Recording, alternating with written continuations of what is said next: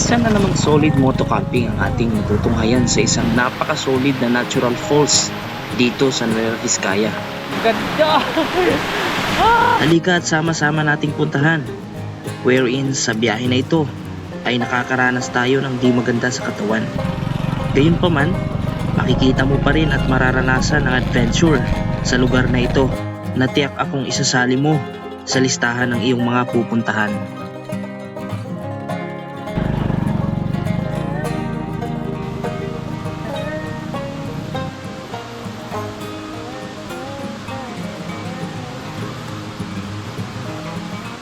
Good morning world. Once again, this is Eli Motor. Isang napakagandang araw, isang napakagandang umaga mula rito sa Banti Falls, Bambang, Nueva Vizcaya.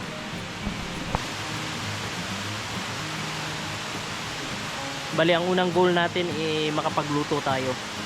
Then after that, ay enjoyin itong lugar na ito. Medyo mahirapan lang talaga tayo dahil basang-basa itong area natin. Dumating kami rito umuulan, kaya no choice tayo kundi gawan natin ng paraan kung paano natin madiskartehan at paano tayo makaluto dito sa basang mga kahoy. Ayan, dahil nakahiram tayo ng itak, gagamitin natin ito para makapagsibak ng kahoy na ating igagatong. At meron namang salang na binigay sa akin si Direk Gino, pwede natin gamitin para makapagsiga tayo ng ating pagsasaingan, paglulutuan ng ating breakfast this morning.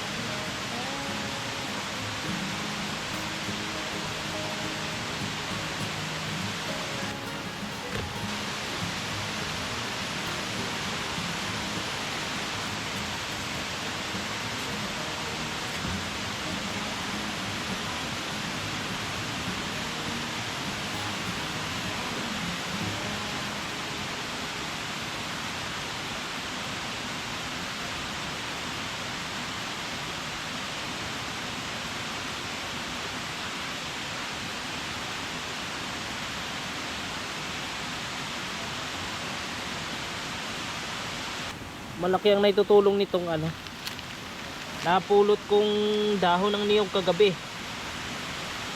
para panggatong na rin, pang siga ba. Okay naman na yung kanina, kaso gamitin ko lang, sayang pinulot ko yung kagabi. Ayun na mga kapatid, establish na yung apoy natin. So ang ginawa natin, kumuha tayo ng kahoy, yung Y, tapos tusok, ganyan na lang para hindi na tayo gagamit ng bato. So magkakape muna tayo. Kumuha na lang ako ng tubig dyan sa spring water ito. Ayan, kaya naman yung buhatin basta maayos yung tayo. Alright, kakape tayo ng broad, barako. Gawin nating broad coffee. So pakulo muna ako ng tubig, tapos lalagay natin ito. Asukal na yung dala ko, hindi na honey kasi iba yung aroma ng honey, kaya asukal yung dinala ko. Good thing dito sa Banti Falls, meron silang iniwang sako pag basurahan. Kaya may mga napupulot tayong mga basura, gaya yan, balat ng chicherya, ay tatapon ho natin ng maayos yan. Kapag kape nga muna, then after that ay magsasaing na tayo. Ayan, broad na broad mga kapatid. Sarap nito. Ilagay na natin yung sobra. Timplado na yan. Hayaan mo na yung mga lumulutang na barako. Okay na yan. Ay, ito na, coffee. Medyo hindi maganda yung pakiramdam natin dahil nabinat ako. Masyado ako napagod kagabi. Tapos maghapon dahil nga Teacher's Day celebration, hindi na pagod. Tapos pinilit ko pa na sumama. Kaya ganun pa man ay kaya pa naman. So sugar yung gamit natin, hindi na honey. Hindi kagaya nung nakaraan na gumamit tayo ng honey. So ngayon sugar. Ayan siya mga kaibigan, pure na pure barako brewed coffee. Solid. Very natural with sugar. You're my honey, honey. You are my candy girl. 4 na takal ito, saingin na natin lahat. Para hanggang mamayang tanghalian na.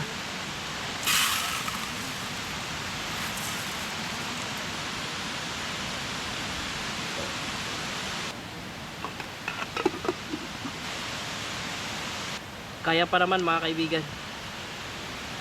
Bali uwi naman na tayo mamaya. Kaya nagamot ko lang. Buti nga nakabili ako ng Biogesic eh.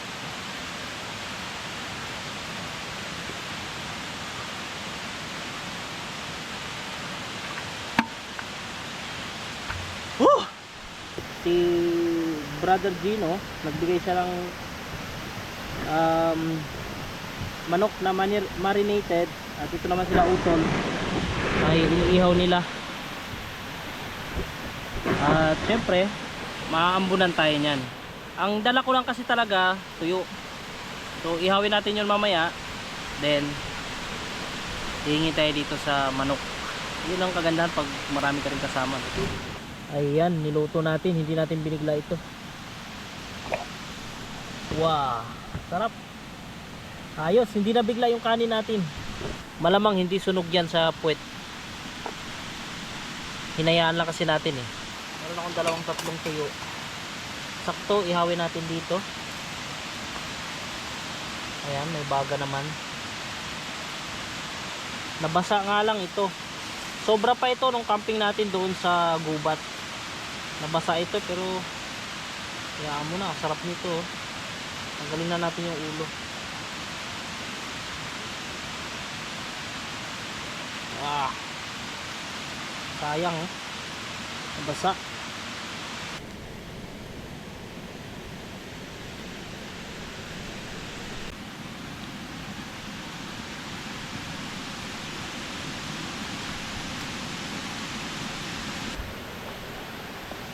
Ayan mga kaibigan, manganta yun.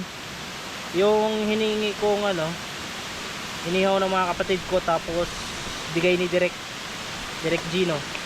Tapos yung inihaw nating tuyo, 3 yun, bigay ko na yung 2 sa kanila.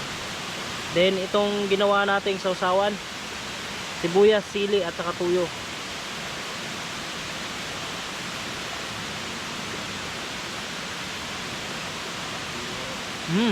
Sarap. Solid.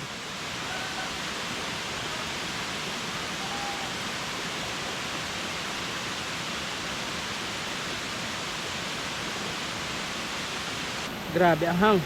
Ito yung kagandahan kapag ka nandito ka sa bundok, ilog. Talagang sarap kumain eh.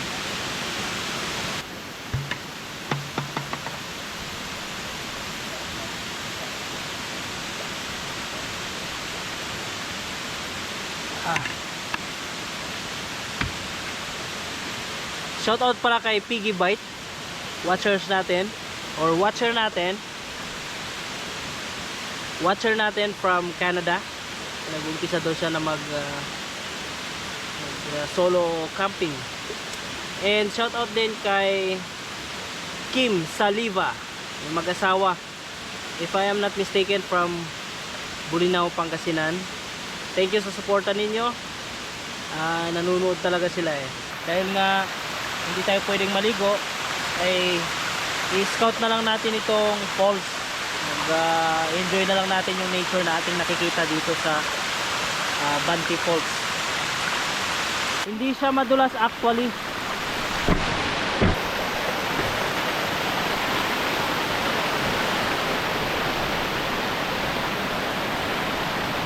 Grabe, ang ganda.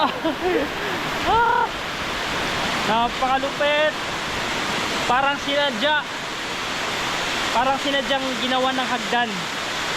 Ang ganda, wala stick.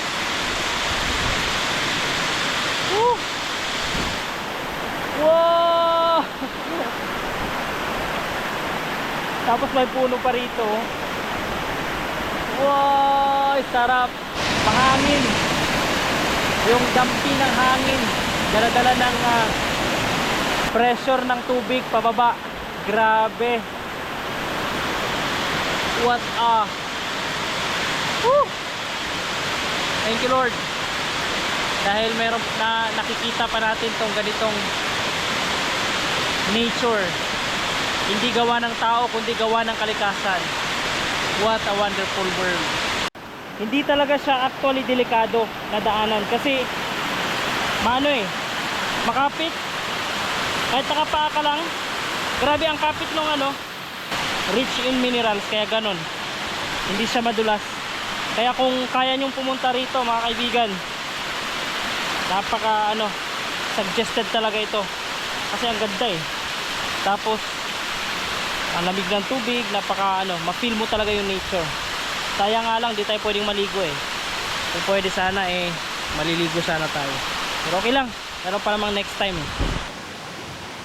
As usual mga kaibigan, umitim na naman itong ating kasirola. Ay lilinisan na naman natin para umuwi tayo na malinis yung puwitan ng ating kasirolang ginamit. Tara! Malinis na ulit. Sana naman ang next nating pagkakampingan kaya. Comment down kaibigan kung anong gusto mong puntahan natin. Malay mo, mapagbigyan kita. Ayan, so nakakain na tayo. Na-enjoy na rin natin ang lugar na ito. And it's about to 1 o'clock in the afternoon na. 12:53 in the afternoon. Gusto ko rin palang i-flex ito. Panibagong bagay na naman na binigay sa akin ni Direk Gino. Binigyan niya rin tayo ng luma niyang video light. Time na para magligpit tayo. Then after nyan ay lalabas tayo dito sa trail na mahaba. At di na ako nakapag-video kagabi nung papunta rito dahil napagod na ako. And talagang madilim din naman. So ngayon yung pauwi natin doon, lubusin natin hanggang sa tayo makalabas mismo doon sa highway.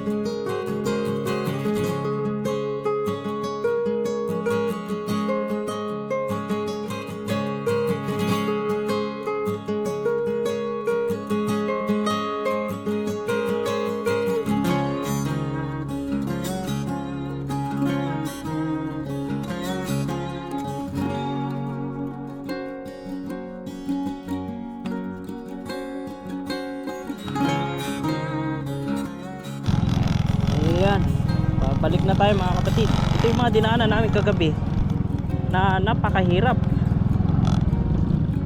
si rocky and basa.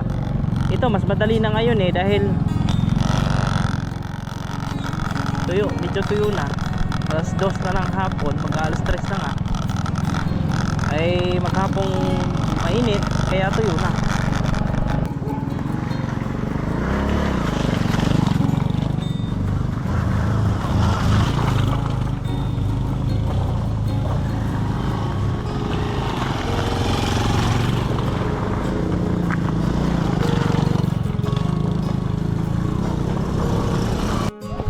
Pero yung may mga dinaanan namin kagabi basa yan. Grabe. Ang nagpapahirap kasi dito itong mga bato mga kapatid. Ang bilis ring natuyo kagabi kasi hirap kami dito. Ito yung nagpahirap sa akin kagabi. Grabe dito. Sinabayan pa ng malakas na agos ng tubig. Ngayon tuyong-tuyo. Siyempre kasi maghapon niyang umilit. Pagkarating namin doon sa area, huminto naman yung ulan.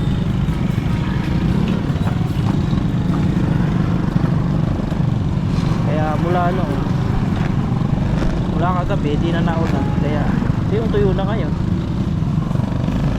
Siyempre di na mahirap.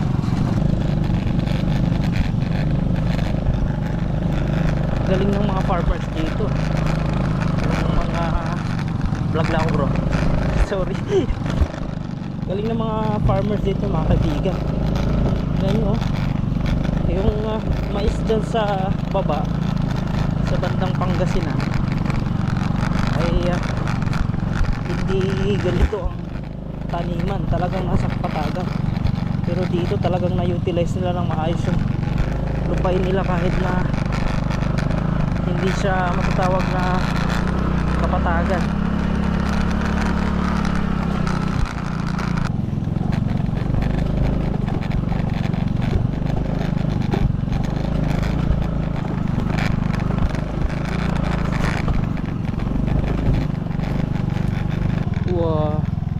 Parang yung biniak na bundok sa gitna may daanan. Sulit lang mga bato rin dito oh.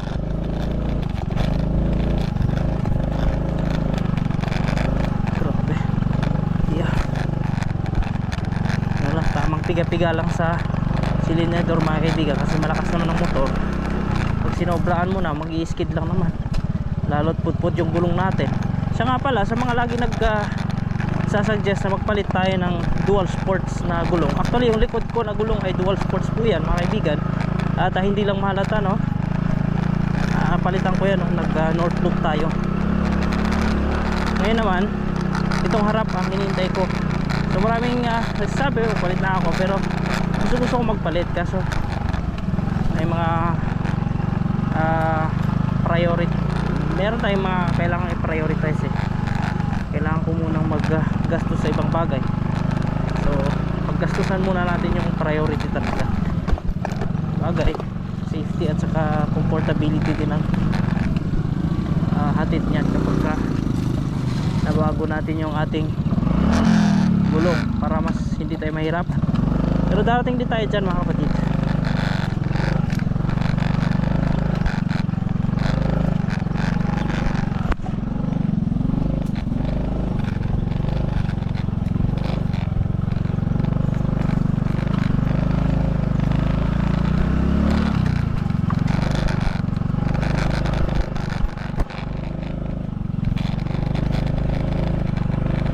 Yun.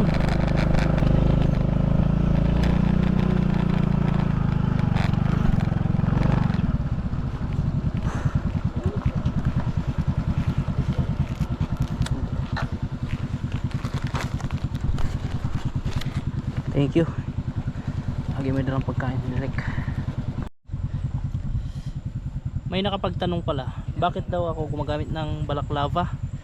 Kailangan nating gumamit nito para sa dalawang purpose lang. Pinaka main na purposes ko dyan ay, una, para hindi agad-agad bumaho yung ating helmet dahil nga yung mukha ko oily.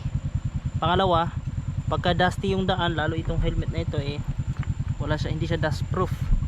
Kaya yung sa bandang ilong tatakpan, kahit paano natatrap yung mga alikabok.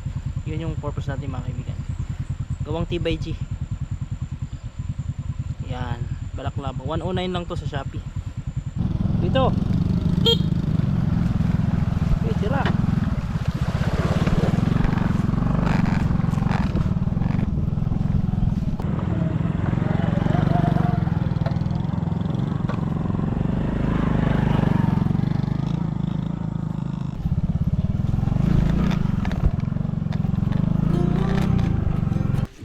Bago tayo tuluyang umuwi na, ay daanan muna natin itong view deck dito sa Barangay Santo Domingo yata to Santo Domingo West.